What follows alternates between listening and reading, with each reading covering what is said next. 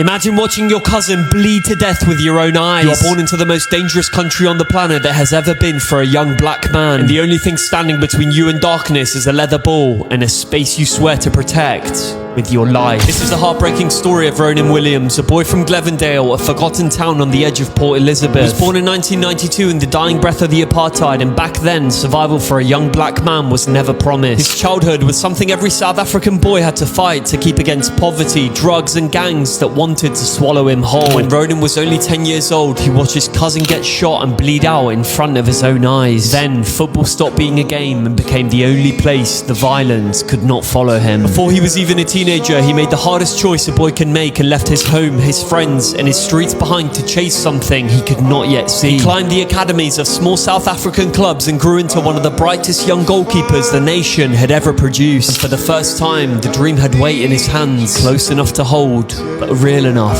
to break. And in April of 2010, his older brother Marvin, his greatest supporter, a man who believed in him before anyone else ever did, was killed in a car accident. And the boy who survived the streets very nearly didn't survive the grief. Ronwen wanted to quit football. He began asking himself how he could keep saving a game when the world could not save the one person that mattered most. But Ronwen was brave. He returned with a vow carved into his soul that every save and every trophy from that day forward would belong to Marvin. And before every single penalty he would ever face, he learned to look at the sky and ask his brother what way he should dive. For years passed, and so did the national team caps, the trophies, the CAF Champions League, until the world arrived at the 2024 African Cup of Nations, where he kept 4 straight clean sheets and carried South Africa to a shootout against Morocco. And there, at the threshold of everything he had survived, stood Ronwen Patrick Williams, the boy from Glevendale, the goalkeeper, guided by a dead brother's hand. Ronwen saved 4 penalties in that shootout, the most ever saved in a single AFCON shootout in history. In the next game, he saved 2 more against Congo, as if somebody in the sky was whispering the answer every single time. But it is now 2026, and the fairy tale is fading. 2 World Cup games gone, Mexico and Czechia, and South Africa have 1 single point to show for it. And the dream that survived gunshots and graves now hangs by a thread thinner than breath. But standing between his country and elimination is one last whisper of hope. South Korea, win